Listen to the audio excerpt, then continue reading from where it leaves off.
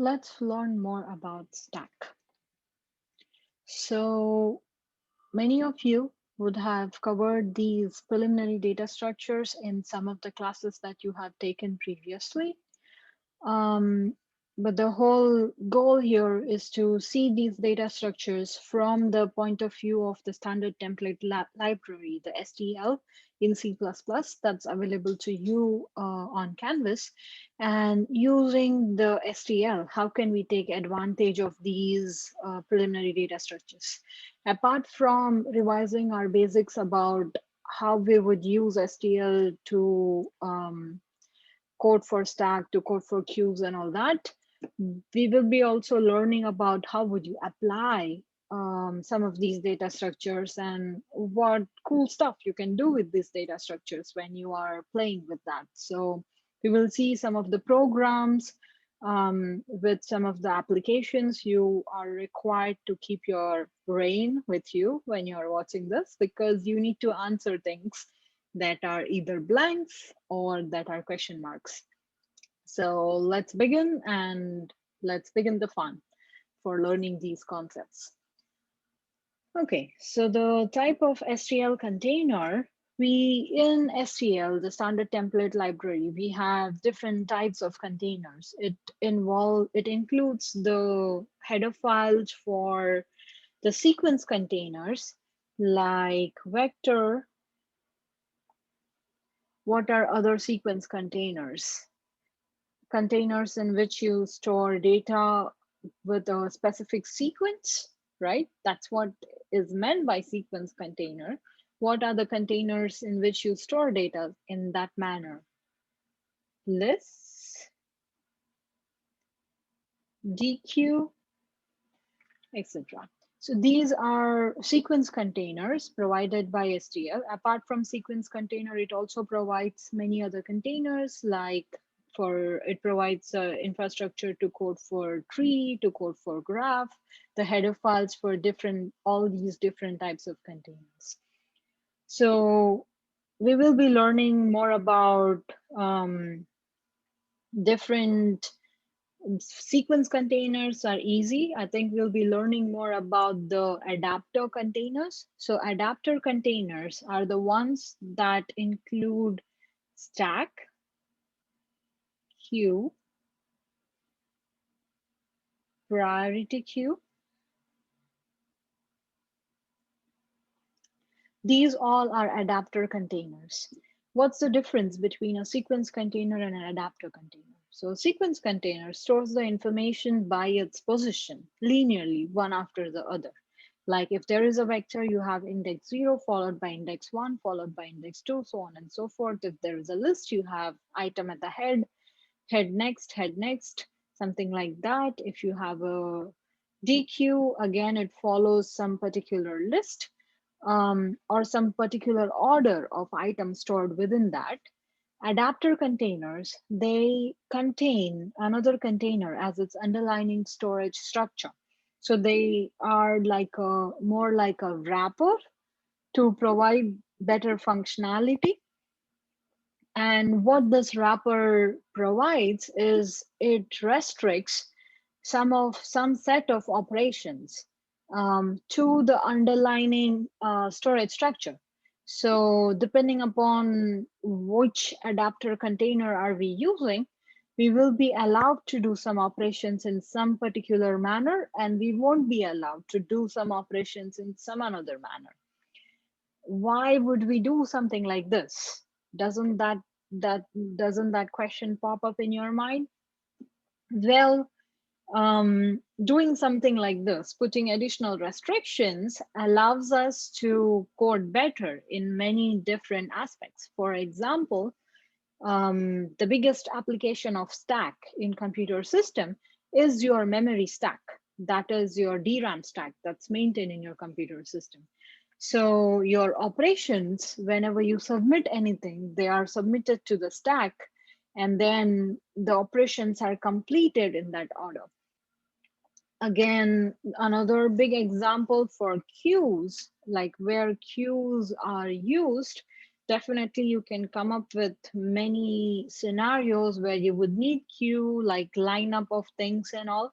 But in the world of computer systems, queues are predominantly used in order to model something. So basically, if you want to model the scheduling system of your multi-threaded processor, what task is performed when, right? Then the tasks are submitted to the queues, and then we assume that okay, after we submit the task to the queue, each task wait for a while they are advancing their position in the queue. As soon as they reach the service counter, then that task takes some time, and so on and so forth. So if we want to model the scheduling system, then queues is one of your biggest tool. In the same way, even the priority queue, there are many applications. One of the very interesting application of priority queue we'll learn further in this class is heap, which is implemented using priority queue. So as you see, each of these adapter containers are more like a wrapper with specific restrictions, but these restrictions are for good and they are useful. And we have seen many real use cases of these peculiar adapter containers. Now, apart from the sequence containers, adapter containers, there is one more thing that you see here on the slide is associative containers. What are these associative containers? They are such as your map container, your set container. So these associative container, the property of associative container is it stores the elements by keys. So the keys can be something like your name, it can be your SSN, or it can be your Panther ID or any ID number. And when the program accesses an element in an associative container by its key, something like the keys frame the index, and then linked with every key, there is a value.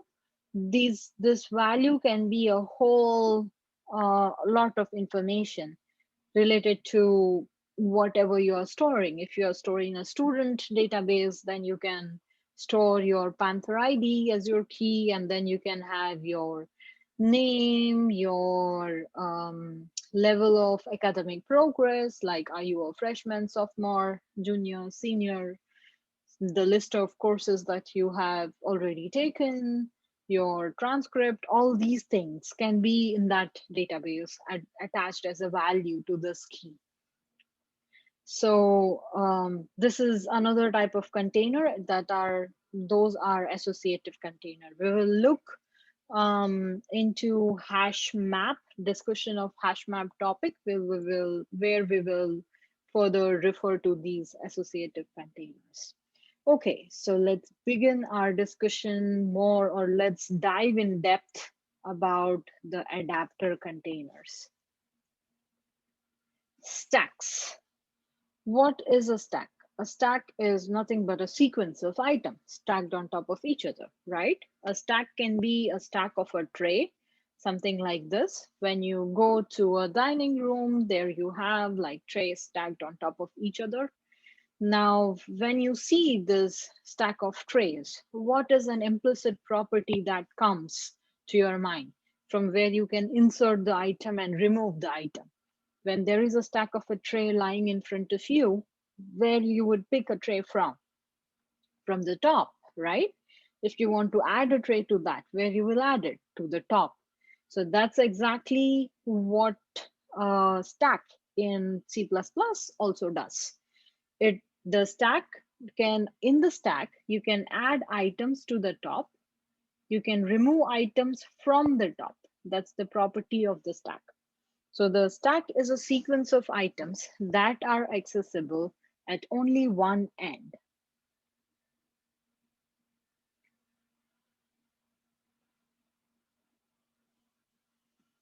And we say that the stack has dash ordering because a pop removes the item last added to the stack. So when you push something, it gets added at the top. When you pop, it removes the item that was least, or that was last added to that, right? Because when you're adding items down into this, when you remove something, you will remove something that was the last piece that you added to that stack. So because of this, stack is also supposed to, is called to have last in, first out, LIFO. That stands for last in, first out. Stack is called to have this LIFO ordering, last in, first out ordering. So when we are performing different operations on stack, such as, let's say initially we had an empty stack, then we put a command push A, it will insert A into our stack. Then when we put a command push B, it will further insert B into our stack from the top. When we further put a command in push C, C will be inserted again from the top. When we put a command pop, now the pop command is going, as we just discussed, it will remove the item that was last added to the stack. So the item that was last added was C, and that's why it will remove C. Again, if we further do like pop B, it will remove that. We can just do pop. We don't need to do what item to pop. If you just pass a pop command, it will remove the item that was last added. When we, after removing some, again, you can add some more. So after doing these two pops, further, if you do a push D, then it will add D to the stack on top of A. So it is important to note here that when you are pushing something, then you need to know what item that you want to add, right? Because if you just say that add item, but what, right? So then you need to say what item you want to add when you pass a push command. But when you pass a pop command, then you don't need to say what item. You can just pass pop and it will always pop the topmost item or the item that you added the last.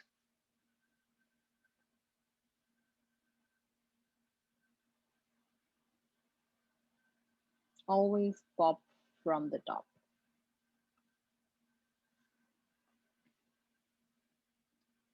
So as the STL library is given to you, standard template library is given to you, it has this class for stack. We already discussed the concepts, or we just brushed up the concept of constructor in our last module. So this class stack in your STL also has, it has some constructor operations, some functions. As we learned that stack queues, priority queue, all these are adapter containers that are not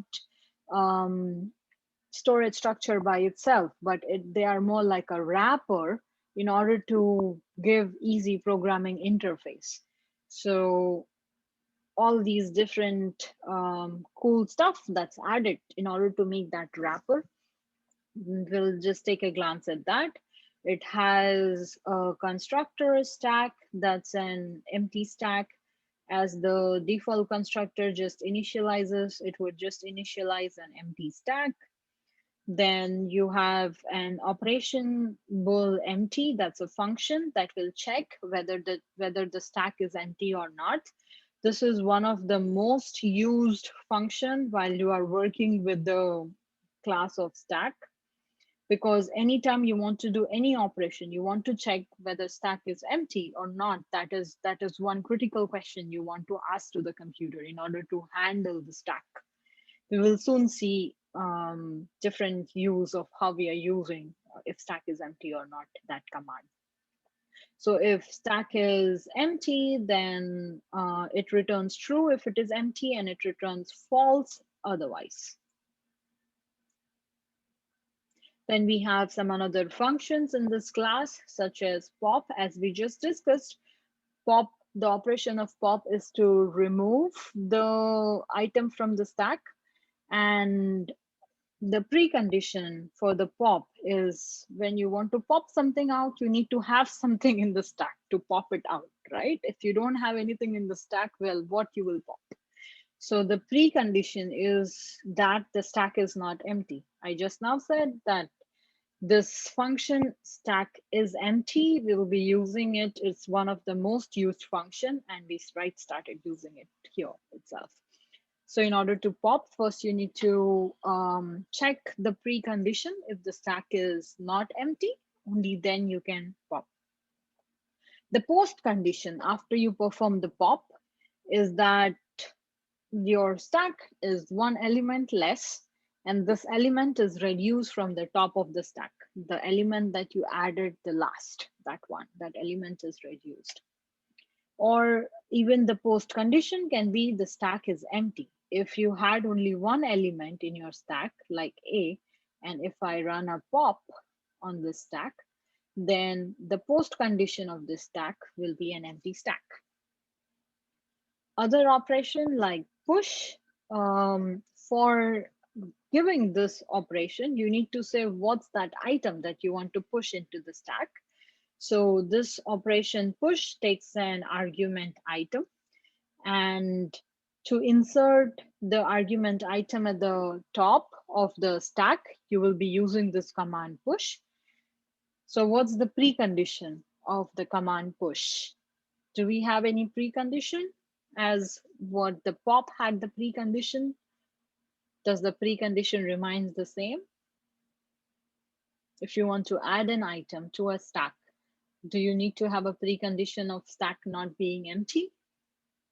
No, because you can add an item to an empty stack. If you can't add an item to an empty stack, then well, your all the stacks forever will always remain empty, right?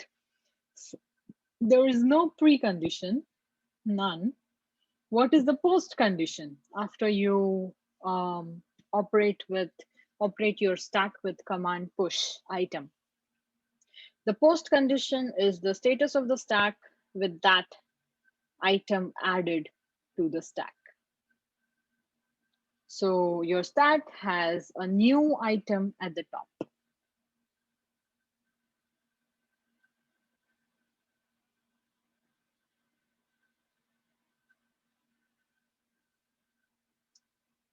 That's your post condition. Few another functions such as size, as the logic says, it returns the number of items in your stack. Top, it returns the reference to the value of the item at the top of the stack. Again, we discussed in our brush up C++ last module. How would you return an item by using a reference, by using a value, by using a pointer? And what's the significance of passing a value by reference if you don't want to change it outside the main function or from where you pass it? That's when you want to send it by reference. So when you do a top command, it's going to return a reference to the value of the item that's at the top of the stack. So whatever your stack may contain, when you issue a top command, top is like a pointer to the top of the stack, and it will return a reference to this address. So you know what is stored in that address or what value is stored in the top by using that. There is a version, a const version of the top. In case if you want to restrict any changes being made to the top, then you can use the const version of the top. Again, in our brush up C++ last module, we touched up on the constant functions and constant variables where we want to use them. So this is one of the application of using that const.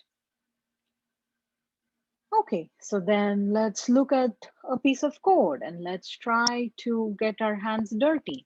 If you have a console where you can program, you can do that. But before you jump into typing something that you are seeing on the screen, I would highly recommend to take a pause and think of what would be the solution in this case or what this piece of code is doing.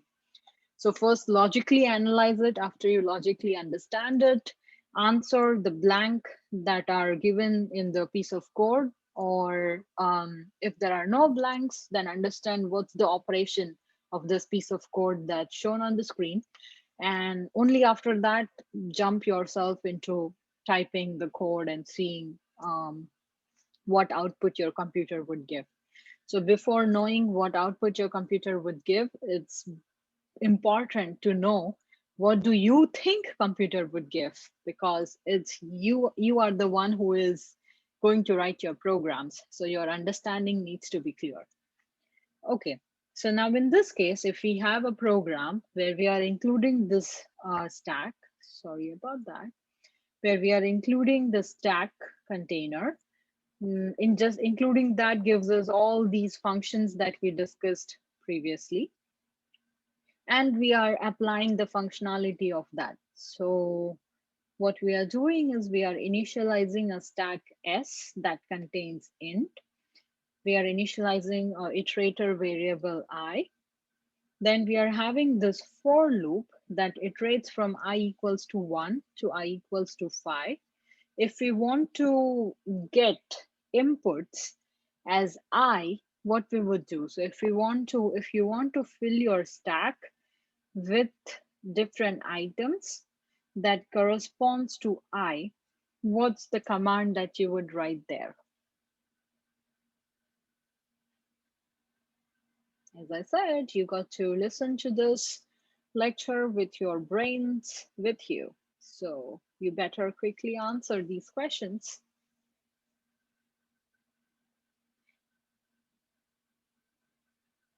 Are you ready? Have you all answered? Okay. What we would need to write here in order to make that happen, in order to insert i's, is s dot push argument as I. Now we have a cout command which would print, we want to print the size of the stack. So we are using this function s dot size over here. It will print the size of our stack. What it will print out here. If you are running this program, what will you get an output? 5 for everybody who have that answer. Kudos. Correct. So because we are having I iterating from 1 to 5, 1, 2, 3. So your stack will look something like 1, 2, 3, 4. Pardon me for exceeding the boundaries, but your stack will look something like that, having 5 elements into that. So your size of the stack is nothing but 5. That's what you will get an output over here. Cout popping the stack. Now that should give you the clue of what you want to do in this while loop. So if you want to pop all the elements from the stack, then you can run a while loop. This is the function that checks if the stack is empty or not. So we are checking while the stack is not empty, right? The exclamatory mark is for not. While the stack is not empty, cout s dot top.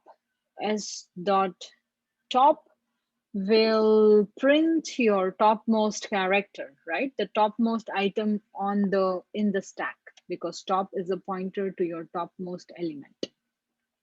So we are printing s dot top, and then there is something else you got to do in this while loop. What's that? In order to print all your items of the stack and empty your stack. Pop, correct. You push the items to, you did s dot push argument I, you did that command to enter items into the stack. You need to do pop command to remove items from the stack. So s dot pop. And pop item, as we said, in order to pop, we don't need to say to the stack what to pop. By default, it's going to pop from the top. So this while loop will result in printing something like 5, 4, 3, 2, 1 over here.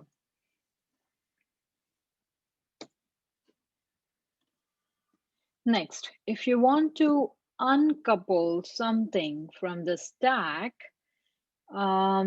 let's say that you have a stack with different items already in there. By uncoupling, what we mean is that, let's say if we want to remove a particular item from that stack, let's say if we want to remove the second item, and then after removing, we still want to maintain the state of the stack as that includes other items as it is. So if we have item A, B, C, and D in the stack, we want to remove B, but after that uncoupling operation of B, we still want to have a stack that contains A, C, and D into that. How would you do that? You could imagine this as uncoupling the train wagon of a train, of the maybe the goods train or maybe the passenger train. If it's a passenger train, you don't want to be in there because it's just the time waste. You are not making your progress from your source to destination. But this is a cool way to imagine it and learn it. So let's say that the train has this five A, B, C, D, E, and the task is to uncouple the C from that. So what you would do is you would say you will have this temporary track, right? Here our temporary track is nothing but temp stack. You can have another temporary stack where you can first pop the items from the top of the stack. So you would pop E, E would be inserted into that stack.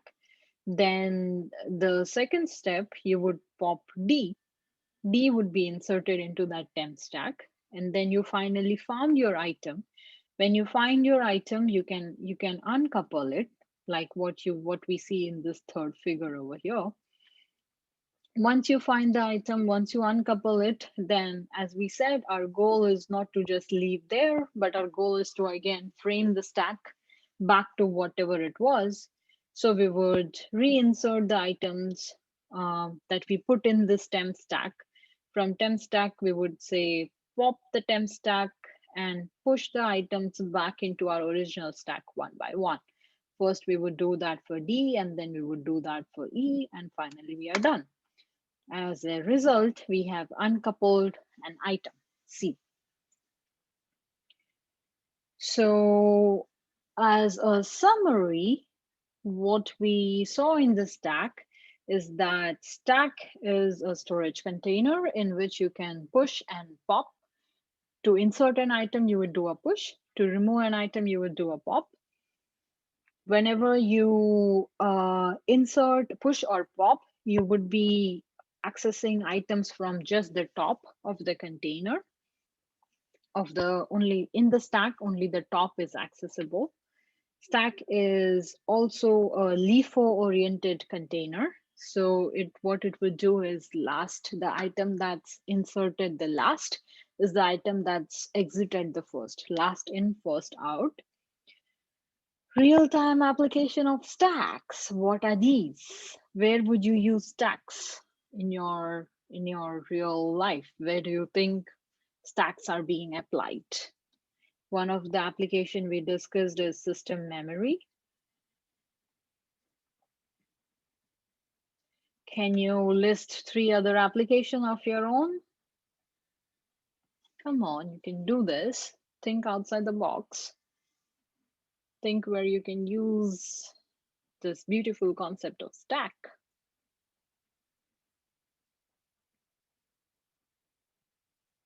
Well, I'll leave it up to you.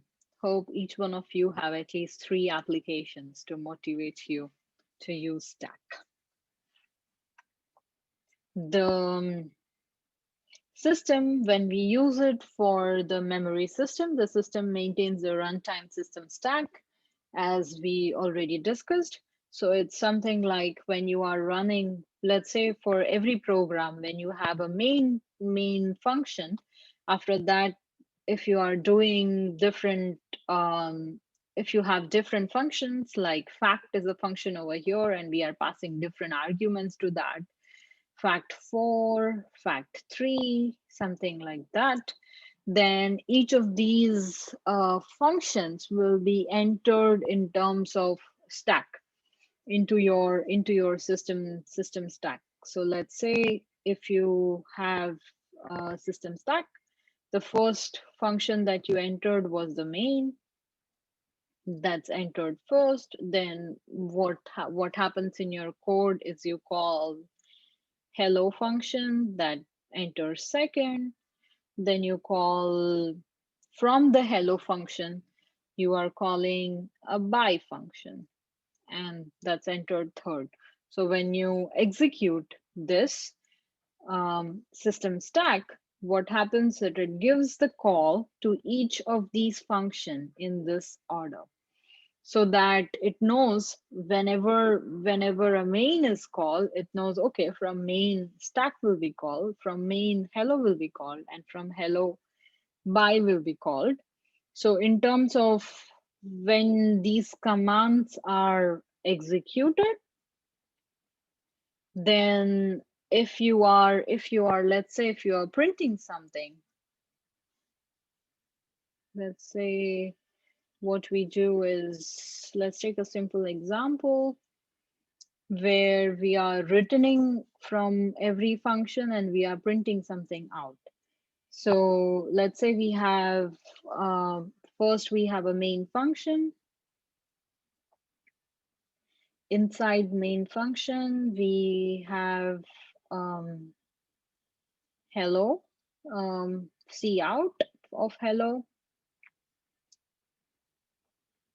and then we have um, a factorial function, something like here that we saw, that calls a fact of 4, and this factorial function is written in a recursive manner. So fact of 4 will implicitly call 4 multiplied by factorial of 3. Factorial 3 will implicitly call 3 multiplied by factorial of 2. And for the factorial of 2, we'll call 2 multiplied by factorial of 1. Factorial of 1 is 1. And that's where these, then the command will, once we know factorial of 1 is 1, 2 multiplied by 1, we know that that result is passed to this, then that result is passed to this, and that's how we exit out of the stack. So what happens is when this recursive function is called, then first we push fact4 into our stack, then we push fact3 into our stack, because fact4 is nothing but 4 into fact3, right? So it called fact3. And then we push fact2, fact1. When we push fact1, we know that, okay, fact1 is 1. So then the pop of fact1 happens, that fact1, factorial of 1 is equal to 1. Once that pop happens, once we know the answer of factorial of 1, then we know then the state of our stack will be 4, 3, and 2 into our stack. So then we would know the answer for factorial of 2 as well, because that's 2 into fact of 1. Now we already know the answer of fact of 1. So we'll pop fact 2. After that, we'll pop fact 3. And then finally, we'll pop fact 4. And at the end of these system calls, we will have an answer for factorial of 4. That's what we started for. So this is how stack is used to maintain the system calls or system stack for a recursive function, for the execution of the recursive function. So whenever we have the system pushes an activation record when calling a function and pops it when returning. So whenever a function is done, that's where we pop. Whenever we are calling a function, then we add that, as we were adding factorial of 3, factorial of 2 when we were calling it. And then when we have calculated that thing, then we pop it off. Well, we are not yet done. We discussed an example of uncoupling systems, uncoupling the stack element, right? Where we had these 5 elements into our stack A, B, C, D, and E. When we wanted to uncouple C, and then we want the resultant state of our stack with A, B, D, and E. Is someone courageous enough to go ahead and scribble a piece of code in order to do these operations? Let's see if you can do it and do it quick.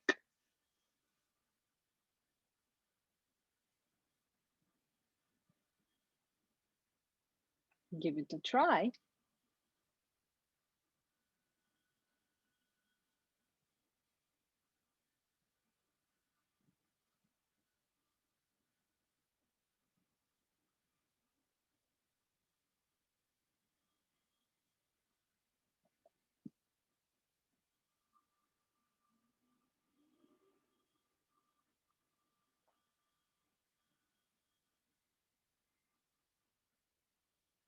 Do we have any brave soul who already completed?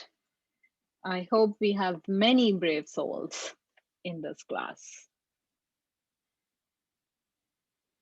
So this is what your code would look like. Here, to make it more functional, we are using template. Now, by now you should know, after brushing up your concept of C++, what's the purpose of template, and what is this T doing here. We are using template. We are making a function uncouple that would return a bool. So if uncoupling is done successfully, yes. Otherwise, it will return, if the element is not found or something, then it will return a false. What we are taking input to this function is the stack, right? You would need this stack as your input. And another thing, what we are taking as our input argument is our target. You would need what item you want to remove. Like our target here is item C. Then definitely, as we saw in the railway tracks example, you need to declare a temp stack. So we are declaring a temp stack. We are saying that initially a variable bool found target is equal to true, because that's what will be returning. If we don't find that, then we'll change its state to false and we'll return that. If we find that, then we'll return true. But we are initializing it with true. Then we have these while loops followed by that. What we are doing in this while loop is we are iterating through the items of the stack. We have the stack. Whichever stack is given to you, this program will work for everything. If you have the stack A, B, C, D, E, then we are iterating through the items of the stack until it's not empty.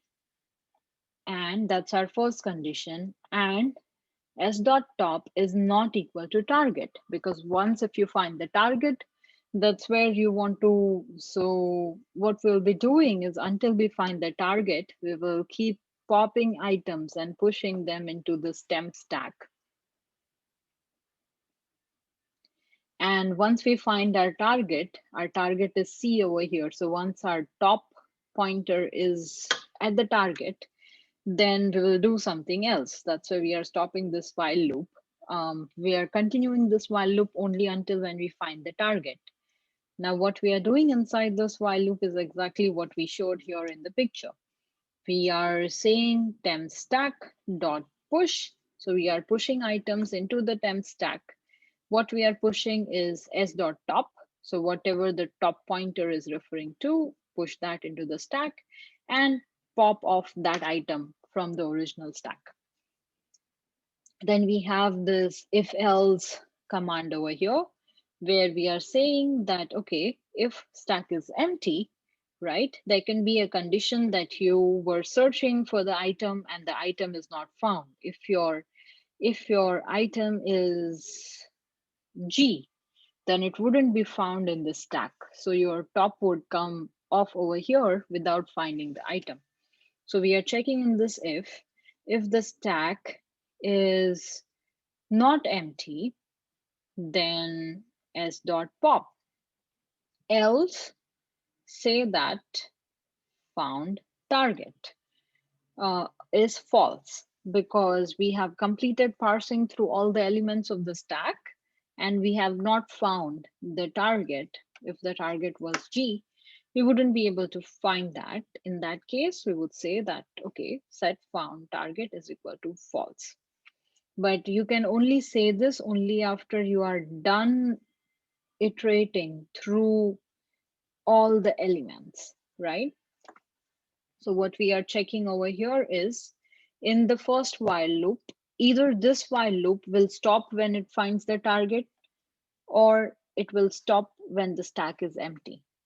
So if this while loop has stopped when it found the target, then when this if condition is called, like in this case, C will be at the top and this if condition is called, so the stack is not empty. In that case, we will just pop C off. And further, we will, after this step, then we will reinsert the elements that we stored in the temp stack. But in the second case, where we don't find an item, where the item is not C, but the item is G, then this while loop will end at a state where your stack is empty. So after that, if the stack is not empty, that's not true, the stack is empty. And now because the stack is empty, you can just say that found target is equal to false. That's what we are doing here. Then finally, we have this last while loop where we are not yet done. We had our stack, we found our item, we removed that item, popped that off, but now there are some of the items that we moved from the top of the stack to the stem stack. We have to reinsert them back, right? So then we iterate through the temp stack now until the temp stack is empty. And what we do in each step of this iteration is we push the item that's at the top of the temp stack into the stack back, right? We are doing s dot push. You're pushing into the stack whatever is at the top of the temp stack. And once you are done with that push, you pop it off from the temp stack because you remove it from the temp stack. And you do it until your temp stack is empty. And if this, whatever the found target is, if we have not set the found target equal to false over here, then your found target will be true. And in that case, you have found what item you were looking for. You would return whatever the state of the found target is. I hope this program was clear to all of you. It's very important to understand not just the concept, but how you actually apply the concept in doing something cool, like removing, uncoupling an item from the stack was a small example of a function. Try to do try to play with stack in this way with some another functions. You can try to invert a stack. You can try different functions like you want to find the items that are redundant in the stack. So if there are multiple items of the same name, you want to find those, how many copies of the items exist in the stack. Yes, these all are different applications of stack, which you can try writing program by yourself. And it's just fun when you click the execute and when output works. So try that out. And complete your reading assignment for the stack. That's chapter 7 from Ford and Top. And after that, if you have any further particular questions, then feel free to reach me out in my office hours. Thank you.